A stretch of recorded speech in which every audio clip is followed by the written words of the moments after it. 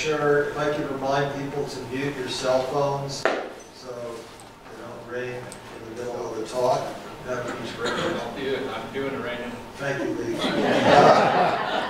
And a number of very alert people in the room have pointed out to me that on our slideshow, Mike Adler's talk is actually Wednesday, 12:15 at the Senior Center, just like we've been doing. And John Hepperger's talk will be Tuesday night here in this room at 6 o'clock, as just the cut and paste got a little messed up. May I tell them?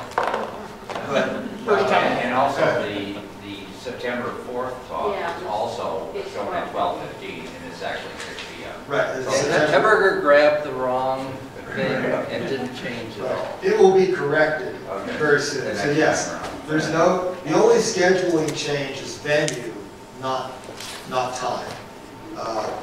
So it's my pleasure to introduce tonight's speaker, Dr. Leif Tapanila. And this is Leif's third talk for us. First one about 3 years ago on Permian sharks.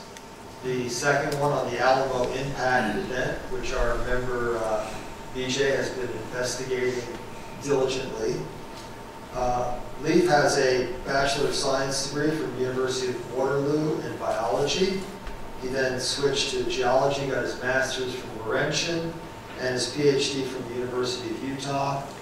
In addition to teaching at Idaho State University for the last 13 years, Leif is also the director of the Idaho Museum of Natural History, and he accommodated us and accompanied us on an absolutely fantastic behind-the-scenes field trip, which I hope we get to repeat, because it was truly, like all museums, you see 10% out there and then there's 90% in the back. And with Leif, we really got to spend a lot of time with the 90%. So please join me in welcoming Leif Tapanila back in again. All right, I'm going to check my audio is okay. Everybody can hear me? Right on. Okay, so welcome and thank you for being here. It's a nice day outside, so I appreciate you enjoying the AC inside. And we can talk a little bit about something that I've been working on for a few years now.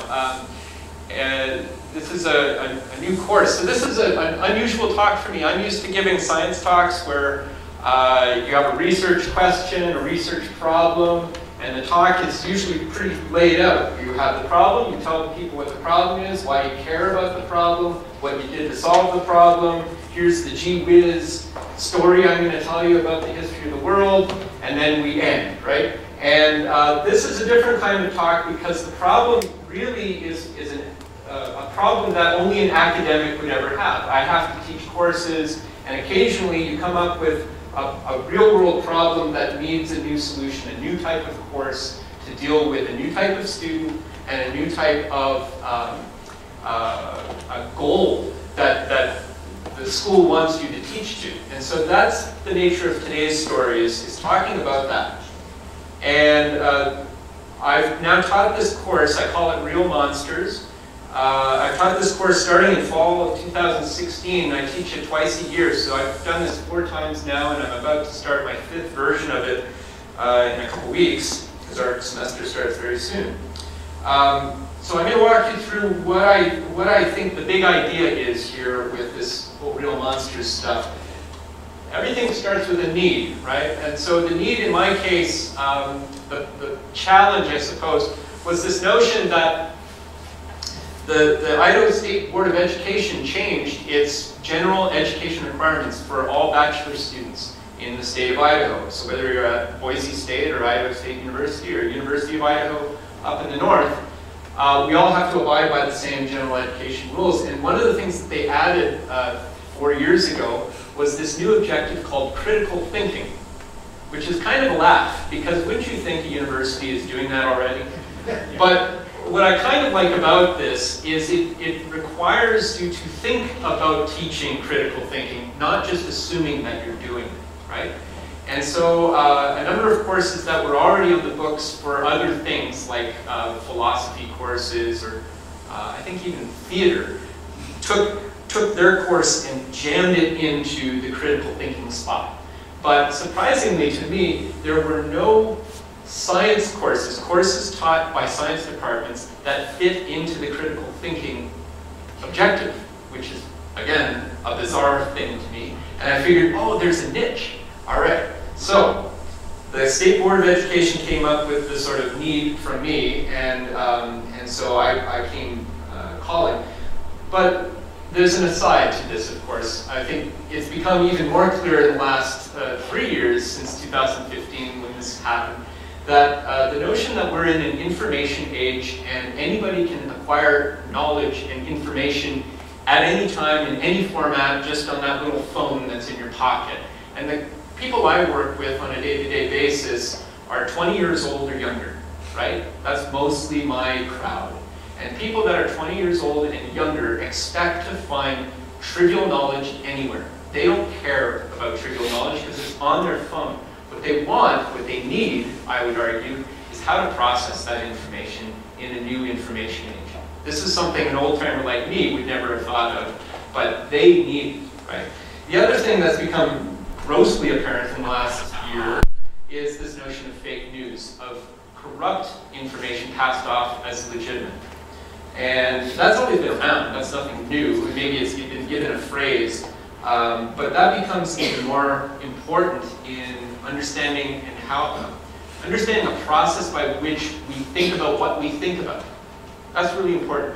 Here's just an outline of what the great state of Idaho put together as their objective, their goals within this Objective 7, as it's called, critical thinking. I won't read it all the way through, but it has some important things that you would think fit into critical thinking, like how to process information, appropriate practices for analyzing ambiguous problems, create, analyze, evaluate perspectives and solutions, right? This is all education speak for how do you think about what you think about, right? How do you know what you know? And so while I was developing the ideas for making this course, this will take just a moment to pop up, just to give you a sense of what my life is like as a museum director and a paleontologist faculty member. We'll see if this works. Whenever I expect technology to work, it doesn't. So we'll see. I'm just going to keep talking. So quite frequently, the media will contact me about various things that show up online to see if things are real. I'm gonna skip this one. There's a beautiful piece of footage on YouTube that came up about 3 years ago that doesn't want to play right now. Not that guy, not that guy. And it shows a picture in Boise, in my state of Boise. And there's a pterodactyl flying in the sky. And it does a little flip-de-doo, and then it flies on, and the person holding the cell phone camera goes, oh my goodness, and then they start running. And I got a phone call from media saying, is that real? I'm like, oh gosh, really? Oh gosh, really? So it's really easy to fake stuff. And I like this one. It could be real. It could be real. I hope it is. We've got the Sasquatch riding the Loch Ness Monster. My school is famous also for having a faculty member who studies Bigfoot. And maybe in the back of my head, creating this course was maybe a response in some small way to the notion of big feet and such, without any actual physical evidence of that animal. All right, so there's a need, I believe, not just because ISU says there, or Idaho says there's a need, but there's also a need. At this time, I was becoming the chair. I just finished a sabbatical, and I was becoming the chair of the department. And chairs of departments think about numbers. We think about how much money is coming in and who we got to pay. We're thinking about how many students I have and how can we increase that, stabilize that, make sure they get a good education. And one of the trends that we were having, as well as the university is having, with the economy so good, fewer students are coming to school. That's a general trend, right? When the economy is bad, enrollments go up. It's weird that way. So one of the problems we were looking at is enrollment. Our enrollment was sort of slowly tapering off. And one way that you attract geology students into majors is through intro courses, right? Nobody, almost nobody, goes into their undergraduate university days thinking, I want to be a geologist. Why? Because we don't teach it in high school. So it's not a career option to a high school student going into university. For most, I think maybe 1 out of 30 of our students come that way. Almost all of them come in because they took an intro 100 level course geology from us, and one of our teachers inspired them to go in this direction. That's where we get our students from. And so if you have flat enrollment, one way is offer more intro courses. So this made up my mind pretty clearly. Let's make a new course. But what is that course going to do, and what are we going to do? Okay, so I have this notion in my little head that ancient monsters, fossils really, are really useful when teaching critical thinking. There's a lot of different topics you could teach critical thinking through, but fossils are a good gateway drug. They're a great gateway drug because every 5-year-old knows T-Rex and is grabbed immediately by a stegosaurus. And they can name brontosaurus, and they can name Cosmosaurus, right? Cosmoceratops, right? These are all the names that you forget when you turn 12. But when you're 5, you know them all. I guarantee it, right?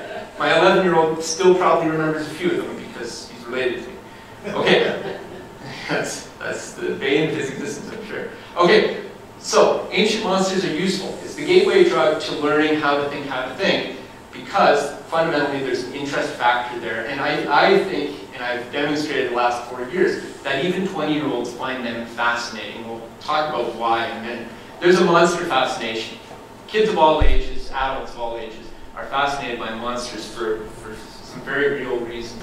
And then the second component is when you marry monsters and the fascination one could have with monsters with the fact that they're real and not just fictional, not just fictional, they are real. That together is magic, okay? But it's not good enough just to have an interesting topic. You have to have a topic that you can dig your teeth into and have two components that make critical thinking really critical, which is you have to have a blend of absolute knowledge, things that you feel very sure about, and then it really helps to have a lot of stuff you really don't know a lot about, ambiguity. And absolutes and ambiguity work very nice off of each other in my discipline of paleontology. And you often think of people thinking in terms of black and white, and then there's the gray. Paleontology is gray. It is about the grayest of gray, and I love it for it, and that's why I fundamentally probably like paleontology. I love that there are real things that you can hold. There's a fossil, it's real, it's an absolute. But that fossil represents a small subset of the actual animal that it once was. So it's partial, it's incomplete. That creates a window of space for creativity to try to understand how it actually was. That's why I love it, right? Similarly, past events, anytime you're dealing in history, something in the past, I don't have a spaceship to travel in the past.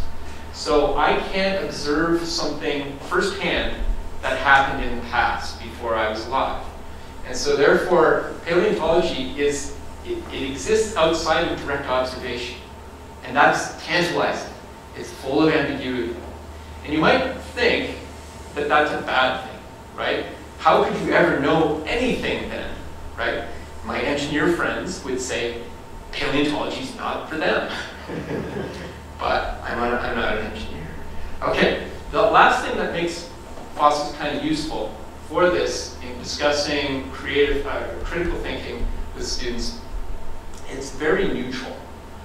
Most people aren't very invested in whether a fish swam this way or that way. They don't, doesn't matter. The answer doesn't matter. They're neutral already. As opposed to imagine if this was a class that would be really fun, would be to critically analyze the news coming out of the White House every day. That would be a fun course to teach, but I guarantee if you taught that, you would run into polarities, you would run into emotionalism. It would be very difficult to divorce the rational from the emotional, or from an invested idea from an uninvested neutral idea. So fossils become one of possibly many topics where it's got the sweet spot of being interesting, fundamentally, of having absolutes and ambiguities, and generally being pretty neutral. The one place where it doesn't have neutrality is probably in the discussion of evolution In some parts of our country, that's an issue. It's never come up as a problem in my part of the country. So, I've looked at it. All right. Okay, so monsters, why are we fascinated with monsters? Just quickly, you probably already know. What's a monster? Just shout it out. What's a monster? Big teeth. Big teeth, good. Scary. What's that? Scary, good. What else? Big Japan. Big Japan. Threatening, right? These are the key things. Big teeth. What was the second one? Scary. Scary, threatening. Oh, this is kind of the same thing. One more. Big. Big. Okay, good. So, often, this is a definition, these are like kind of Webster's dictionary probably. An imaginary creature that's typically large, ugly, and frightening. Okay? You monster. Right? An animal or a plant, rarely a plant, honestly, that's abnormal in form or structure. Something that's aberrant, something that's different fundamentally from everything around it, typically very large. One that deviates from normal or acceptable behavior and character. We use that on people, right? You're a monster, right? Really, it only means just being big. That's the original definition for monsters and stuff. But the reason why there's fascination with monsters, I think, has a lot to do with the notion that they are big. They have pointy teeth almost always. They can do you harm, and they almost always have some mystery about them. They live in mysterious places, in places you can't observe them. There's a good reason why a Loch Ness Monster exists in the deepest lake in Scotland, right? Because you can't see the bottom. If it was a clear, shallow pond that you said the Loch Ness Monster lived in, one, it would be very easy to disprove, and two, it wouldn't be all that fascinating, right? It's that you can't see it except for in a grainy photo. That's what makes it mysterious and interesting. Well, fossils are kind of that way too, which is kind of neat. Okay, so big questions. This is one of the slides I put up in my class on the first day, just to give them a sense of what the arc of the course is in terms of story. What are monsters? How can we understand the unknown? Because that's really what we're tackling here. What are the tools to understand the real physical world? And then, as a secondary, we try to teach a little bit of the history of life and the history of biology and the range of possibility that life can have within our natural world. And the fossil record is a record of all the experimentation that life has to offer over the last 3.8 billion years. We've seen them all, pretty much. And there's a maximum size that animals get, and there's a reason for it. Okay? And then, again, I come back to this notion. I think the reality is better than anything anyone else could dream up. Reality is always trumps it, right? Because it's real, because it's confined, because it has to follow rules. And as soon as you follow rules, that's where something really fascinating comes from. Okay, what this course is and what this course is not. So I was mentioning before, we're creating something that doesn't really exist anywhere else. There is no other course on the planet like the one that I teach, because no one's had to make a course like this that I teach, right? So this course really blends two topics. It blends philosophy, logic philosophy, and it blends your traditional sort of paleontology or history of life type of course, right? And there's somewhere in between in that Venn diagram is what I'm shooting for, with a bigger emphasis on critical thinking, philosophy side, than on memorizing the jargon of paleontology, which, Lord knows, there's lots of jargon in paleontology. But I don't want to bore the students with it, because at the end of the day, that's not what's important. What's important is how do we know what we know, and taking that process of thinking into their daily lives, because most of them aren't going to be paleontologists. We also avoid stuff that's highly conceptual, which you would get in a philosophy class. You would read a bunch of theses or something and look at the conceptual differences between them. I don't really want to get mired in that. I want to avoid dry, because my students expect fast. They want something interesting. Gotta give them whiz bang every 5 minutes, or I lose them. Many of you know 20-year-olds. So I get to cherry pick what animals I look at with the students. Because I'm not handcuffed to looking at the history of life from beginning to end and covering all of the different types of animals on the tree of life, I can pick the cool ones. Let's make a class that's just focusing on the interesting ones for some variety of reasons. because they're the biggest, because they've got the big teeth, because they could kill you, because they were the biggest at their time, because they tell a story that's really important in the transition of life from the marine world to land. Okay? And of course, here's my cast of characters that I played with, right? Human for scale. There's a human. That's you. Look pretty insignificant compared to that Basilosaurus there. But, all right. So, what I can't do today, what I can't do in the realm of lecture that I'm giving right now, is 15 weeks worth of lectures in one. And I have no intent of doing that, right? So I have 15 lectures, I have 30 lectures that I give to the students, and each one has a beginning, each one has an end, and we roll through. What I want to give you is sort of a taste of what we're trying to do in a class like this, to maybe make the case. I think the case could be made that fossils are a good way to get at the fundamental critical thinking piece. We always start off with this. Has anybody ever taken a philosophy course where you learn what an argument is, and that arguments have components, right? You have premises, right? Reasons, maybe. And those reasons then lead to a conclusion. You can read this one up here. Premise 1, this class starts today at 11, and I'm running the class and it's 11:30, so it follows then, conclusion, I'm late for class, right? If the two premises are true, the conclusion follows from those premises. This is, you probably learned this at some point. I learned it maybe at some point, I totally forgot it until I started having to write the stuff down to teach it, right? This is a deductive argument. A deductive argument is an equation. 1 plus 2 equals 3 is deductive. You're not creating any new knowledge. No new knowledge, it's just a transformation of existing knowledge. That's it, a new way of looking at things, right? Deduction is great because it's really safe stuff. It's guaranteed to be true, assuming the premises are right. Here's another sample argument. It's a classic one. All swans I have ever seen are white, right? And I'm in North America. So my conclusion, based on seeing 10,000 swans that are all white, is the conclusion is all swans are white. And that is not deductive. That's inductive reasoning, because fundamentally you're making a prediction in the conclusion. The conclusion does not follow from all of those observations, because one observation that is counter to it can unseat that conclusion, right? So for making predictions or a hypothesis, that's induction. And this is what we teach our students. So then I give them, of course, this one, which is the best of the best arguments ever, right? The premise, many premises here. The sun has risen every day up until now, so the conclusion is the sun will rise tomorrow. That's deductive, right? I know the sun's going to rise tomorrow. It has to rise tomorrow. It's silly to even question it. It's going to rise tomorrow. But that's still a prediction. That's still inductive. What makes that a powerful inductive argument and makes you believe in it is because you've seen it. It's enumerative induction. We know every day sunrise, every day sunrise, every day sunrises. And because we've observed it happen so many times, it amplifies one observation after another until we get to a strong likelihood.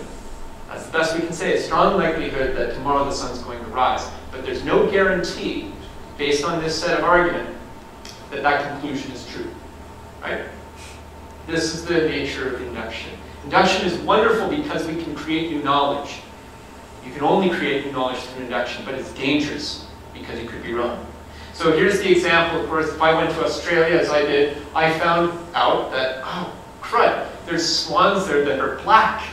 So it doesn't matter that I observed 10,000 North American swans that were white. The conclusion that they're all white has to be falsified because one black swan was observed in Australia, right? And that's how fragile inductive reasoning is. And this is the message, probably the single most important message that gets conveyed to the students on a class-by-class basis in this course. Induction is the only way you can create new knowledge. It is the greatest resource we have, but it is the most fragile resource we have, okay? In terms of argumentation. And the scientific method, something that we teach our kids in probably the 4th grade, 5th grade, depending where. I learned it, I think, in the 5th grade in Canada. French. And it's the same in French as it is in English, except the words are a little different.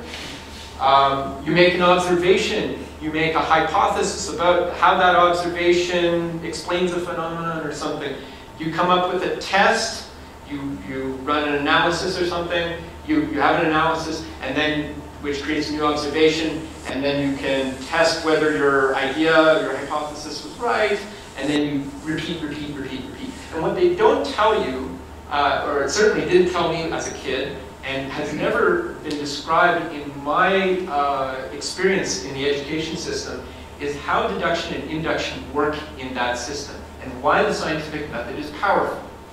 The scientific method is powerful fundamentally because it's taking advantage of arguments that are both inductive and it's testing them with deductive reasoning. You're taking the daring, knowledge-gaining, inductive argument, and that's what your hypothesis. This is my guess of how the world works. And then you're testing it based on a deductive argument. And if your deductive argument supports, right, that's the language we would use. If it seems to be in line with your hypothesis, you found support. If it doesn't, you found the black swan, it kills the hypothesis immediately. And that's how fragile inductive reasoning is. Okay, that is the whole, I could probably end right there with that class and never say another word if they all got that. Because that's the fundamental of the course. That is what critical thinking is. It's fundamentally, at the end of the day, it's deduction, induction, and knowing the difference. Okay? But we drill it home. We have to drill it home with an example. We also have to learn that with induction comes gray. And the world can be black and white. There truly are absolutes in the world. But a lot of things are also gray. And we have to be okay with the gray. Doesn't mean because inductive reasoning can never prove something to be true, it doesn't mean that all hope is lost, right? You can make lots of observations to make the probability that an inductive argument is reasonable or supported, but you always have to be able to let go of an idea when it is falsified with strong evidence, right? Which then gets us to the component of what is evidence. And this is the other big diagram that gets repeated in every lecture I give. We come back to this one over and over and practice this. What we're doing is laying the groundwork for process of thinking, how to take apart information, assess it, and then do something with it. So quality of evidence, for example, this is one way to lay it out. There might be other ways of laying it out, but we use basically a system of 8 ways of knowing. You could have third-person knowledge. My uncle's brother's cousin told me that, blah, blah, blah, blah, blah, right? The third-person story, the anecdote, right? Lowest value, it's evidence. It could be useful. It could be totally right. But it suffers from things. It suffers from human senses. It suffers from memory. It's haphazard often. It's conveyed. It's a story that is told multiple times. And by the time it gets to the possibility that that information gets changed in some way or corrupted from the original is possible. And we work our way up. I won't go through all of them, but first-person observation, when you see something with your very own eyes, like, whoa, I just saw a flash in the sky. That was a shooting star, I think. Or was it a UFO? I don't know. Because it was a quick experience, perhaps. But what if you could make an observation, a careful observation, first person? That's actually a little better than haphazard. And then eventually, when we're dealing with the historical sciences, we spend a lot of time emphasizing these top 3. We use analogy all the time in geology and in paleontology or any of the historical fields where we can't be there. So we don't have any non-bird dinosaurs that are alive with us today, so how are we supposed to understand how they might have operated? We find an animal that is alive today, and we make an analogy between that animal's function and the function of that dinosaur. That's the standard method, right? And we can do these case examples and modeling are examples of controlled experiments that we can do. So the course format, every lecture starts with a question, and it ends with some kind of resolution based on the current understanding of an animal or a topic. And often when we get into dealing with our various monsters of the week or the monster of the day, we're talking about progresses in thought, how scientific thought has changed over time as new evidence has come up. Or we might look at research itself, the products of research being a deductive argument, or we might have problem-solving solutions that the mechanisms of evolution provide that tell us something about life. So here's just a real quick example that if you were giving a lecture on plate tectonics, this is maybe the third week in now, and I have already established in previous lectures the premise that rocks record the history of the Earth, the premise that we can measure the age of rocks. I've also given a lecture that shows that the layers of rocks show differences in rock type and fossils, the work of William Smith, for example.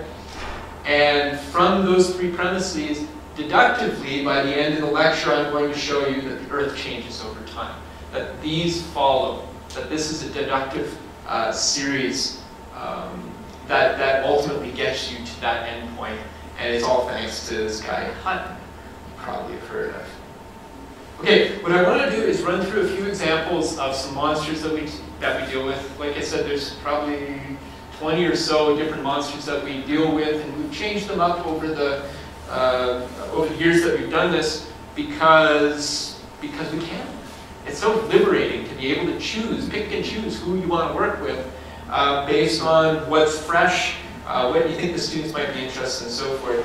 And one of the ones that I always deal with, because it's in our backyard quite effectively, is the story of the buzzsaw shark, which is something I presented here a few years ago. It's a great example in the progress of scientific thought. For those of you who haven't seen this fossil, this is Helicoprion. It's a fossil that's about the size of a dinner plate typically, and the larger ones maybe are a large pizza pan in size. And this is a series of teeth on a spiral. It's a very strange looking fossil that's been found for 115 years everywhere in the world pretty much. And it's been a mystery for a long time as to what on earth this thing is and how it might fit on the animal. And a lot of the development of this course actually came from my research experience working on this animal. This is the diagram that shows all the possible arrangements that spiral of teeth could fit on that animal. These are legitimate scientific hypotheses that have been proposed in the literature, except for the pizza cutter, which was sort of a joke. These are all legit ideas. And the reason why this works, the reason why you can have all of these ideas is because you have an isolated fossil with no context, no body, no head, no nothing, right? So this is a good example that I use in my classes to talk about how the scientific method really works. And this is a very real historic example of it. And of course, we teach students that we can measure all sorts of things. Remember, in terms of evidence, one of the most powerful forms of evidence is quantitative measurement data. I can measure, and repeat those measurements so we can tell maybe how many different species we have. But ultimately, new evidence came along in 2013 when we started scanning these rocks using CT scanners and so forth, and X-rays, to actually find that there are jaws that are recorded inside those rocks, right? That surround the spiral that people had found many other places. We actually found the jaws containing the spiral. And so with those elements the anatomy that we were able to extract from the rock, there's our new evidence. I've got a fossil, it's real, it's tangible. But then the next steps are a series really of inductive ideas on how this whole thing might actually function. So one of my research colleagues who understands the mechanics of shark jaws started laying in where the muscle groups should be based on analogy to modern living sharks, for which he's dissected many. And so he knows where these muscle groups ought to go based on the curvature of the anatomy that we know is real, right? So we're taking one step along the assumption path in order to make this. And And from that, we also have to add a skull because we only have jaws, and so we have to sort of imagine what that skull looks like based on analogy with other related sharks, for which we do have skulls. We can also do physical models. So this is my student, now employee at the museum, Jesse, making a physical working model of that jaw. Making that physical model turned out to tell us a whole lot about how that jaw could or could not function, just the act of creating that. And then, of course, I don't have the drawings here, but we've done the numerical analyses of what kind of bite forces could be generated off of this jaw. And that allows us to get really a hypothesis. It's not a deductive argument, but an idea, a hypothesis on what this animal would look like and how it might function. And these are, we're honest about this. These are educated guesses based on what we have. What do I actually tangibly have? I have the lower jaw of this animal, and I have the upper jaw of this animal, but the rest of it is educated guesses based on analogy to other animals. And I can guarantee to you, 100 years from now, somebody's going to find a better fossil, and it might tweak what the nose looks like. I have no idea what that nose looks like. I don't know how big the eye is or how many gill slits it should have. The reality is, science is messy that way, but we have to, at the end of the day, come up with some kind of solution. Another example, I'll show this one really quickly, is the story of Tiktaalik. Tiktaalik is maybe not a name everyone's familiar with, but the problem is a familiar one. How do fish make it onto land? How do fish become amphibians in the course of the history of life? I won't dwell on this component, but I talked to the students about what are the challenges of being a marine animal, and then all of a sudden one day, I want to be an amphibian and live on land. Well, there's a few barriers to that, right? You have to be able to breathe air to get your oxygen. You have to fight gravity. You don't want to dry out. You've got to move. And you've got to be able to reproduce on land. And of course, we see through the fossil record how animals have done this by way of various features that they have, lungs, or some of them gulp air into a bladder, for example. And then, of course, we're good examples of animals that work very well on land, right? But there's this great story, Neil Shubin's story, of looking for that missing link. The missing link was missing for decades and decades. We, for a long time, knew that there are fish that have lobe-structured fins, these sort of blobby-looking bones, instead of your typical trout that would have little rays that comprise their fins. And this lobe fin group occurs 380 million years ago. 380 million years ago. And then a little later on, 365 million years ago, 15 million years later, all of a sudden we see animals that look like this in Greenland, that have well-developed feet, that have hips, that have shoulder girdles, that have a neck. They look very different than that lobe fin fish. And so you might ask yourself, hey, if I want to find the missing link, what do I do? Right? What's the deductive construction that you make? This is, again, coming back to that critical thought piece. The first premise is, since all life is related through evolution, fish must be ancestral to tetrapods. If we start there from that premise, and we have jawed fish with lobe fins 380 million years ago, and we've got the amphibians coming in at 365, where in time do I want to find the missing link? Go in between, right? Go somewhere between 365 and 380, find the right rocks, and you shall find the transitional animal. And this is exactly what Neil Shubin did, famously. And he looked at this diagram, which is in a classic historical geology textbook. Okay, nothing fancy about this one. And he had, folks had found fossils, the first amphibians are found in Greenland up here. And he had worked down in Pennsylvania over here, where there's these red bedrocks, perfect for this kind of animal. But they hadn't looked up here yet. And so he said, well, why don't we go up there in Arctic Canada? And they went out there, and I think the second summer, they found them. And there's Tiktaalik.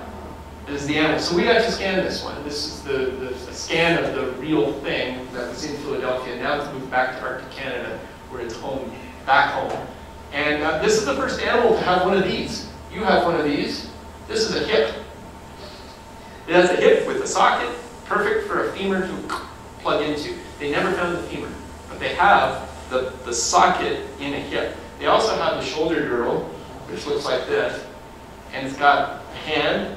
These are, the fingers actually would extend off here. These are the bones, long bones right in here. These are wrists. This is ulna and radius are over there. Okay?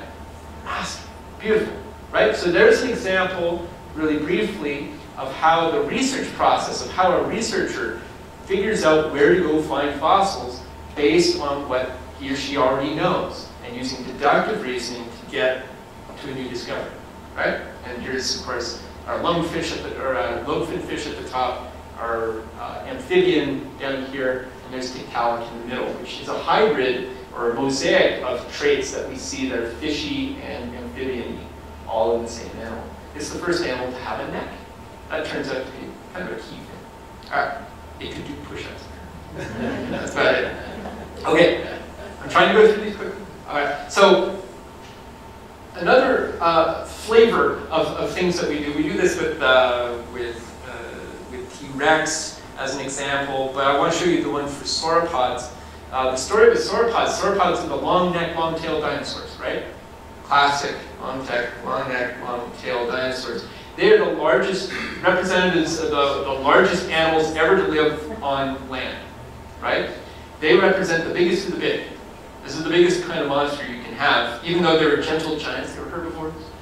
But here's the question. From a biological standpoint, this is a fascinating question that a lot of research is going into right now, which is what determines how big can be, right? And you can think of the standard problems. This just as an example, sauropods get pretty gnarly big, 90 tons, 200,000 pound animal. Think of that, on land, right? Blue whales are bigger. Blue whales are the biggest animal ever. But that makes sense, they're in water. And so they have buoyancy, they don't have to fight gravity. You could get pretty big there. But this is huge to be on land and moving around, wow. Okay, their head and tail, they're 115 feet long, that's big.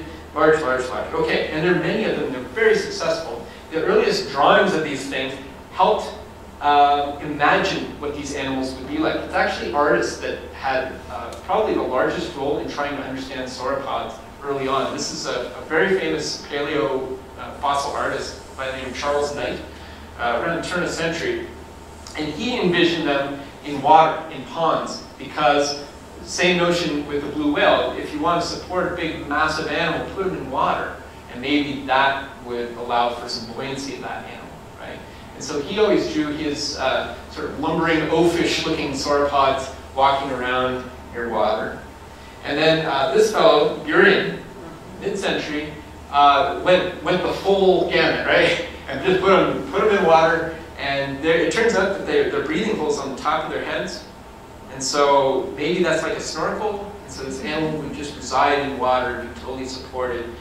And those are the early ideas, again, driven by artists. You can imagine, without me having to go into too much detail, that being big carries some problems, right? Weight is a big thing, support with motion. It's really hard to move fluids in your body if you have to make them travel really far. Breathing is a problem. Moving blood from point A to point B is a problem. Metabolism, being able to get rid of heat is actually the #1 problem of being a big animal. You've got a large volume, not much surface area. How do you get rid of that heat that you're constantly generating? Huge problem. And then how do you grow that big in the first place? We're still working on that problem. No one really knows, other than they grow really fast. So you can picture your standard sauropod. Standard sauropod is basically a bunch of legs, a fermentation chamber, long neck, long tail, tiny head. That is what a sauropod is, right? And it turns out, by looking at all of the features that sauropods share and asking the question, when did the first of these features arise? When did the first feature of these various features in sauropods arise? You can start maybe guessing or coming up with really hypotheses of what is the most fundamental trait that allowed sauropods to get so darn big. And I have, this is from a lecture from the spring, and the answer has already changed. That's how fast this is. It's really, really quick. One of the really cool things about sauropods, their bones are hollow. We call that pneumatic bone.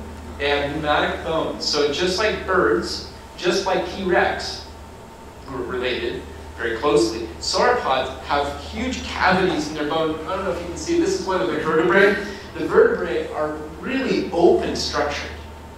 And what we think is going on, just like birds today, birds have hollow bones, and in that hollow space, they fill it with air, and it becomes part of their lung.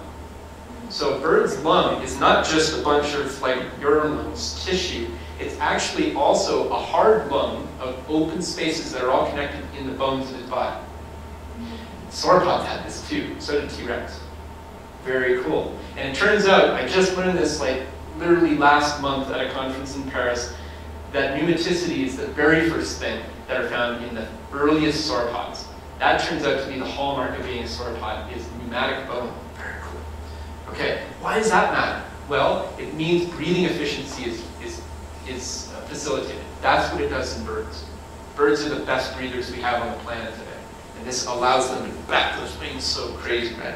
Okay, the other thing it does that helps with size, makes your bones lighter. They're filled with air. They're structurally strong, but filled with air.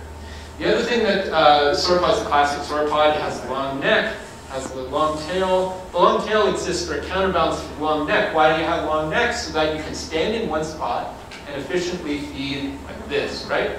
But if you're feeding with a long neck, what does your head have to be? Your head has to be this tiny little thing, because you can't put a big ball on the end of this long neck. It's a lever, right? And it's going to droop down. So you have to have a tiny little head with tiny little teeth doing almost nothing. All they do is grab food and get it to this big fermentation chamber and let it rot away and extract the nutrients. That's all they do. Amazing. Wouldn't it be great to be alive with these things? All right. But the biggest problem, the biggest challenge, of course, is how do you get rid of that heat? There's some modeling that's been done, and it seems actually very plausible that the long neck and long tail have the effect of being ventilators. They cool down the animal, because these are large surface areas on the animal, right? Okay. So, why did sauropods get so big? We see the fundamental size range that they can get. We get the biggest of the biggest, and it seems like pneumaticity is number one. Number two, actually very soon after that, is having small head, long neck. Small head, long neck is the next thing. Then the long tail comes after that. And then they start developing these column-like legs and shifting the position of those legs. We see the last of the sauropods, the biggest ones, they change how their hips are oriented so that they can bear more weight. It's amazing. Cool. How do we know this? Fossil record and the timing of the fossil record. Right? Very cool. And then this is a modern view of a recent artist's conception of what our sauropods look like. Instead of a lumbering, kind of slothful kind of animal, this is a robust eating machine. Yeah. I could talk about you as a monster too. I mean, in the interest of time, I'll just be very, very brief with this. We do end the course talking about humans being the greatest monster of all, or the worst monster of all, however you want it. That's a sad way to end a class, isn't it? You guys are terrible. But we talk about Lucy, and we talk about what it means to be human from an anatomical sense, and what the fossil record of humans and hominids is like.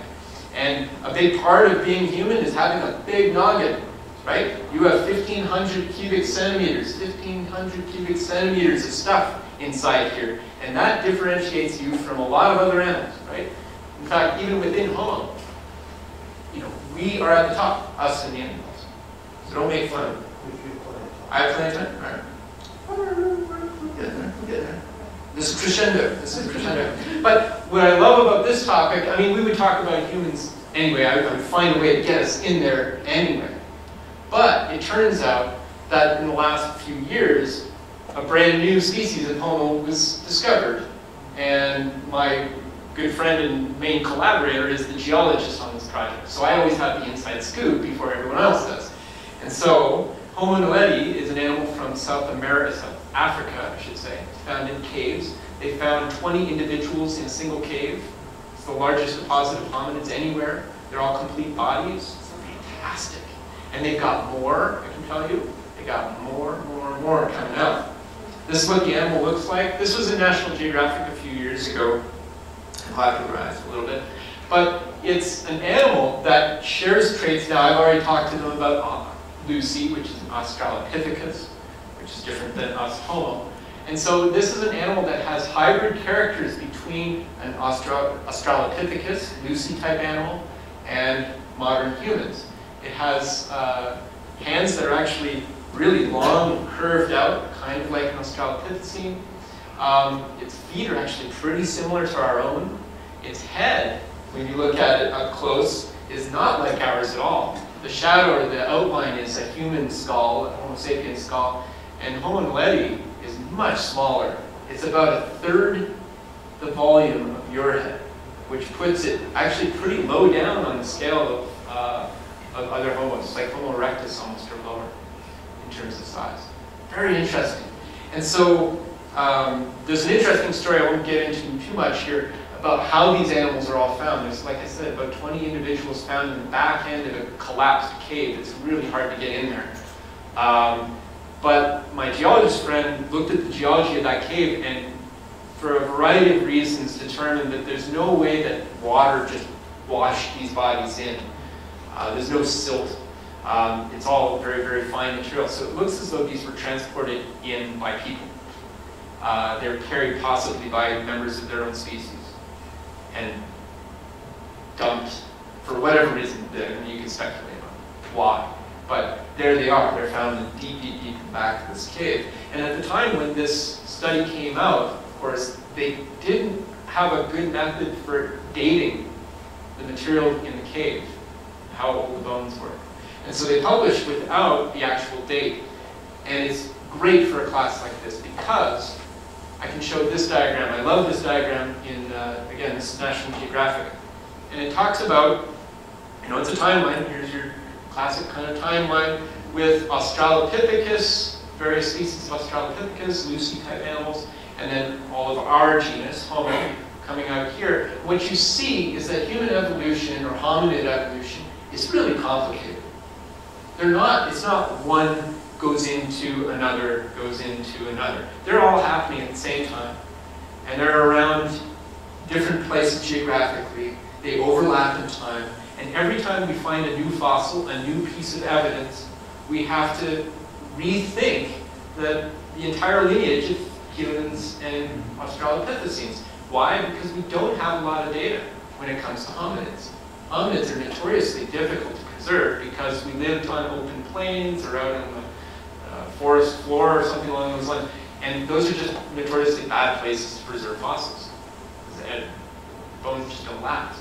So the really interesting idea that this paper left off with was we don't know how old it is, but here are 3 hypotheses. If Homo naledi is really old, then it actually could be our oldest ancestor. That could be us, just a few grandmothers removed, right? Or maybe it's somewhere in the middle, or maybe it's really young and it coexisted with Homo sapiens. Now, does anybody know the answer? Have you guys been reading your journal articles lately? Probably. So my students don't know either, which is perfect, because then I can still pose this and they still don't know the answer, even though the answer has come up. The answer is this. Yeah, so my buddy figured out how to age date it. They did a variety of methods to date it, and it turns out it's pretty young. It's really young. And that's a species that we're pretty confident lived at the same time as Homo sapiens lived. So now we're getting this notion. Look at this. We have Erectus, Heidelbergensis, Neanderthals, us, and Naledi all around at the same time on the planet. That's a far more interesting story. And 10 years ago, 5 years ago, no one had a clue how complicated this gets. Which gets me to this image. I love showing this to students. Think about critical thinking and this diagram. Is everybody familiar with this diagram? Does anybody have a copy of this book? This is the Time Life books from 1965. This is a diagram called the March of Progress. And there's a really nice little story I found on Wikipedia about all about this and the history of this. But does anybody actually have this copy? Pay you. I really want it. I've never been able to find this, but I know somebody's got to have it because I don't know. kind of floating around there. But this is a diagram. So this is an artist again. Artists are seriously influential on how they depict a natural phenomenon, and then how people then reinterpret really what that drawing was meant to do. He was faced with, so the Time Life books, if you remember those, Time Life books would do synoptic things, right? And everything you need to know about space, there'd be a Time Life book on that. Everything you need to know about the history of life, there's a book on that. And this artist was charged with, hey, can you summarize in one beautiful diagram everything we know about human evolution? And he came up with this as a solution. And if you look at it at the very top of this diagram is time, right? And you can see these little blue dashes and gashes going around the top. It's basically this, right? That's how he's depicting it. It's the overlap of species through time up there. But that's not what most people took away from this. What people took away from this is all the different critters that are all walking in a direction, and this is a very brawny looking bee, right? That's the best. And that is somewhere behind, okay? So this is the march of progress, and it's even called the march of progress. Oh. Okay, so what kind of confusion can this cause? One after the other as opposed to operator barrels. It implies a sequence. One to the next, it's linear, it's a linear depiction. Whereas the top is not linear, it's very clearly not linear. This is actually a very artistically interesting way of depicting a series of the cast of characters. It's a cast of characters, but there's no time implied there. And I think it would be very confusing to look at this and see, okay, there's a chimpanzee. I like the chimpanzees like this, poor guy. Okay, so there's a chimpanzee over here, and there's me here, and I know chimpanzees are alive today, and I know I'm alive today, but I know that all of these ones in the middle are not alive today. So what does that imply? Evolution can't be right, because I'm alive and the chimp is alive, but the chimp gave rise to me. How can the chimp be alive when I'm alive? That doesn't make sense, right? Because that linearity hides the time component to it, and that there's really a branchiness to how this works. So this is in contrast to a diagram that we wind up showing our students a lot. I haven't shown them here, but we show them, these are called cladograms, and this is how scientists prefer to arrange this kind of data. Here's my cast of characters. Don't worry about the names. These are different kinds of primates given, right? Orangutan, gorillas, there's our chimp, there's Lucy, there's me. And I arrange all of my cast of characters up at the top, and I show how they're related to each other based on these branch points, right? So I would say Lucy and I are pretty closely related, more closely related than I am to a chimp, because our common ancestor is down here, whereas my common ancestor to Australopithecus because it's close, right? This is how we set up a hypothesis of how we think animals are related to each other in a scientific way, and then we can test this. This is not easy to test, and it's just an odd way of presenting time data in linear fashion. Okay? So we get at that kind of thing, and again, the fossil record is so rich to be able to do this kind of stuff. Some of the assignments, I just wanted to show 2 examples of assignments. This is to drum into the student a pattern of thinking. One of the standard kinds of assignments that we'll do on a topic, this has to do with a mass extinction event in Earth history, and I have them look up, they can go to a website, I don't care where they get their information, to be honest. I want them to come up with 3 possible causes for this mass extinction event in Earth history that they can find online, right? But the key behaviors that I want them to get is, what is the evidence? Define the evidence. Define the source. Who came up with the information? And then often, in this case, I want them to qualify or characterize the quality of the evidence, right? Using that diagram that I showed earlier on. And it's that sort of pattern of always, what's the evidence for a claim? Who came up with, did they actually say who came up with that claim? And then what's the quality of the evidence that's being put forward? That's the process of thinking. that I want them to get used to. And then once we have done it in the context of fossils and so forth, by the end of the class, I'm starting to feel comfortable enough to give them news articles. They can pick any news article they want. They can make it political or not political. I really don't care because they're picking it. And then I have them diagram out in the news article, circle the claim, circle the evidence, draw the arrow to the claim.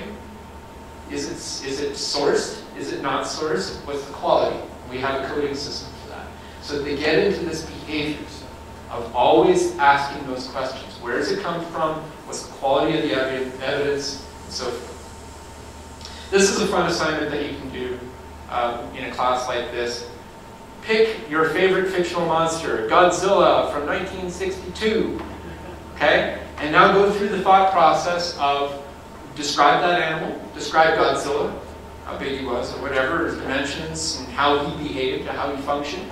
And then ask the question, okay, would this animal work, would this monster work for real on Earth? What challenges would be posed to Mothra? Does anybody know Mothra? I say that? Mothra? Mothra is a giant moth. How big is the, I can't remember. 20 feet. It's a 20-foot moth, right? What problems would be posed to Mothra? Rodan. What's that? Rodan. It was the, Oh, is that who attacked it? no, that was another one of the Japanese monsters. Oh, yeah. Flying. There are a lot of them. There are a lot of them that just can't work, usually because they're just too big. They're too big for the body that they have. Or insects only get about this big. In the history of life, insects don't get above about 2 feet. And fundamentally, they can't diffuse oxygen into the volume of their body, right? So it's a diffusion of oxygen that controls the size of any insect. So Mothra is impossible, right? And any student should know that. But it's a fun, this is a fun exercise. Students always do this at the end of the semester, and they absolutely love doing it. And they come up with some, it has to be a real fictional, it has to be a fictional character that exists somewhere in literature or on the movie screen or something like that. And then they go through this thought experiment of, could it work? And if you had a perfect world for Mothra, what would it have to have? You know, that kind of thing. No that brings it full circle. What's that? No light bulbs. No light bulbs. Oh boy, they try. Lots of oxygen. Tons of oxygen, maybe a different gravitational constant. Okay, so let me just close up. I was trying to think this morning about how to kind of wrap this. I suppose I set out to have a couple goals for myself and for the great state of Idaho, and then there's sort of lessons learned. One, we have to, because it's a general education requirement, the state of Idaho has us do assessments on these courses every semester, and so there's a variety of metrics that I look at to see if the students are, if the majority of students, not all students of course, some try and some don't, but do the majority of students get it? Are they meeting the targets that I'm trying to set out? And so far, we've been seeing success. I think there's room for improvement, but I think we're seeing success in the internal assessments that we're having in the class. I am succeeding at getting numbers of students. This one, by word of mouth, I barely have to advertise it now, will routinely get 50 students to more. My goal is to get it up to 150 students. That's my dream. I want a big class. And it lends itself to have a big class. This is interesting. It's an unusual topic to talk about fossils, but by the end of the class, and I tried this last semester, I started pushing into more opinionated topics, into the news and so forth, and started getting the students to diagram out sort of evidence and quality of evidence, all that kind of stuff, on really charged political stuff. And because I had set up an expectation or a pattern in the class of how we're thinking about the stuff we read and all this kind of stuff, we did it in a very neutral way first. It built trust in the class to the point where it felt comfortable to start talking about the opinionated pieces. And I could tell that the students were able to separate their emotional view or subjective opinion about the piece and treat only the critical elements, the objective elements of how it was written. And that to me was a success. We can get there. I think we can get there. My goal is not, I don't care what people believe. I just want them to be aware of how they think what they think. That to me is the key. right? And then the other thing that I found that works really, really well in the class is the more that the science is current, the more it feels like it's happening right now, people. That example of the Homo naledi, that's great stuff. And some of my research, I'll bring that in. If it feels personal, like I'm involved or I have some stake in it, or maybe they do, and if it's something that feels like it's happening right now, that really hooks in. And so it tells me that I have to keep modifying this course. I can't let it be stagnant. I have to kind of choose wisely the critters that I'm working on so that it feeds into that sort of currency. So with that, I'm gonna end there. I'm gonna say thank you and open up for questions.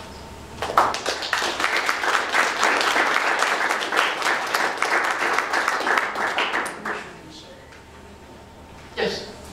Have other departments outside of sciences try to construct critical thinking classes? So yes, my competition is there's a philosophy course. That's a philosophy and logic course, which is pretty much in my Venn diagram. It's that one side, and so a student could take that. And the other one is a theater class, which to my estimation, it's an introduction to theater is what it's called. And I think that's a course that was already on the books, and I think they twisted it enough so that they argued that it's meeting critical thinking. I don't know if they've modified, I haven't sat in a class, so I don't know if they've modified it to do explicit critical thinking analysis of pieces. But certainly the argument has been made that they're doing critical thinking on pieces of theater literature. Yeah. Have you had a chance to visit the Royal Tyrrell Dinosaur Museum in Drumheller? 4 times. Have you? When I was a boy, You just came and back from there. oh my gosh, it's a palace. I love that And they're place. expanding it a lot. Really? It's under construction now. Oh, I but didn't half again is big. Oh, wonderful. Yeah, you know, when I was a boy in Canada, we went out to Alberta. It's just outside of Calgary, and Drumheller is where all the great Canadian dinosaurs come from. Yeah, it blew my socks off when I was like a 10-year-old kid. Well, they said And it now I'm was grown up doing it. the world's greatest collection of intact dinosaurs. Yeah. There's not just a bone here, bone there, bone over the. No, they're fantastic. They're bigger. Good. Glad you thought. Yeah. Is there a journalism group at the university that might be studying this critical thinking?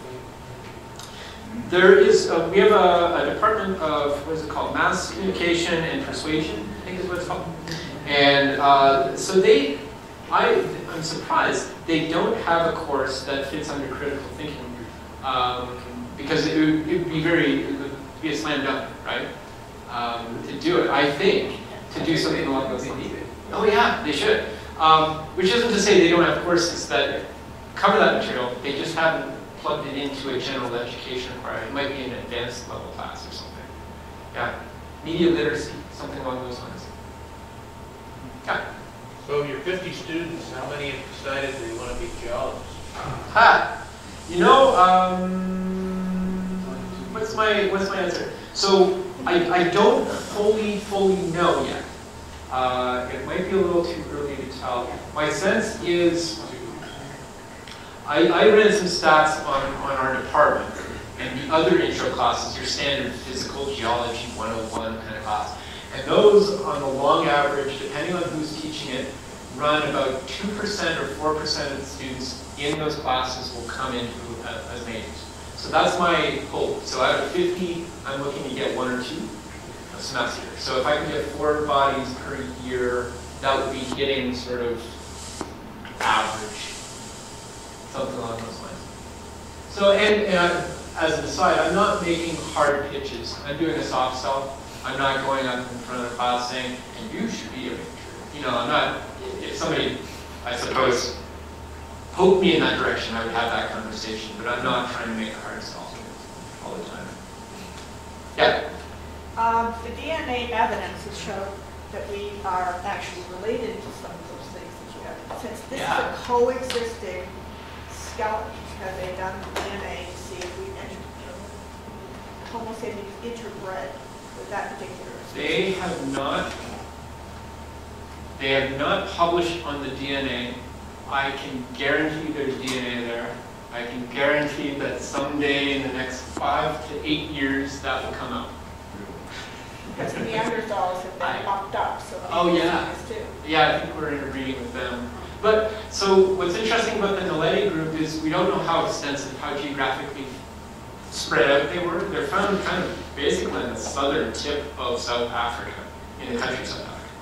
And the fossil record of hominids is so terrible that anytime you find, I mean, there may be, what, 100, maybe 200 specimens of Homo, non-sapiens Homo, period, right? And there are more researchers than there are fossils, right? And so it's data poor. But over time, I guarantee, over time, now especially that they're looking at caves as a viable reservoir archive for hominids, which they hadn't been looking for before. Now everybody's looking for caves. We're going to find more. We're going to find more, and we're going to get a closer and more intricate, interesting answer. But the DNA side, I guarantee somebody's looking at it right now. Right now. Oh yeah. Stay tuned. Yeah. You showed that picture of the hominids depositing bodies in a cave. Yeah. Now, so how can the social interaction of those animals affect what you find? Completely. Yeah. So that's we would call that the taphonomy of the scene, right? So the assemblage that you actually find of fossils goes through a whole bunch of filters. And one of the filters you could imagine is a social filter. That could have been a burial ritual. Absolutely. So there are juveniles and there are adults in there. There's a range of ages that are present in that. Yep. One hypothesis is that maybe they had a disease or something like that and they were sequestered, right, or ostracized into the cave or something like that. It's too early to really be able to test those ideas, but I know that they're very eager to. If there are disease progression, the DNA might show it. The DNA could show it. You might have an anatomical relic of it, a growth. You could look at bone growth or something like that and see arrested development or something. Or you might just not see it at all. If somebody had a very acute disease, like imagine if they got Ebola or something like that, right? To take a modern example, that would leave no information in your anatomy, and then all of a sudden, so it requires further evidence and more study. Yeah. See, Leif, this was a requirement by the state of Idaho. That's right. Who is required in student body to take one of these 3 courses you said at ISU? Every student at ISU has to take an Objective 7 course. There's Objective 7 and Objective 8, which is data literacy, I think is what it's called, information literacy. And so if you're a student, if you're an undergraduate at ISU, you have to take either my course or I think there's maybe 4 others that I compete with if I want to take it out as an and so I'm in that pool, and my goal is to capture more of that market. And the other courses that would satisfy this objective, not too many of them are part of the hard requirements in other curricula. In other words, if you're a student, you literally are looking at a page of 5 choices, and you're making your decision based on the title of the course. I went with real monsters. For a very good reason. And so, but the longevity, or not longevity, the word of mouth is a really big thing. I mean, seeing it on the page and having it jump out on the page is important. But I think more important than that is, are my friends taking it? If my friend takes a course, I'm going to take it. And that is 90% of the time, that's how a 20-year-old makes their decision, is my friend taking it? And can it fit in the schedule? They're not usually thinking about the higher-minded things. It's usually something very pragmatic. Yeah. So have you gotten feedback from the students? And are you studying that at all? Before Yes. and after? So Or we whatever. we do get course evaluations, right? At the end of the semester, we get feedback and the questionnaire and all that good stuff. And I read through those really carefully, especially with a course like this where it's experimental in some way. The feedback has been really positive. There's always some portion of student body, like 2% or 3%, they'll give you a hot negative because they don't like you. And you'll get 2 or 3%, they'll give you a hot positive because they really like you or they're really, I ignore both of those. It's terrible, right? It's the 90% that is in that middle range. And that's what I generally really focus on. And the consistent negatives is usually what sticks to me. Because I assume if it's positive, I'm like, okay, great, then I'll just keep doing that. But the negative stuff is where I need to make the changes. And that often comes down to providing more variety in the assignments, making it clearer what my objectives are with them ahead of time. And the third one often deals with the fact that there's no textbook. Because this doesn't exist as a course, there is no textbook. The textbook is my lecture notes. And I make the lecture notes available after the lecture, not before. Otherwise, people just fall asleep or not even show up. So I have to incentivize showing up. So overall, the kinds of critiques that I've received haven't been ones that I can't address so far. It's been overall pretty positive. Yeah. Well, Leif, thank you very much for an absolutely fascinating talk. Small token of our appreciation for the geologists at Jackson Hole. If we could do the chair thing, these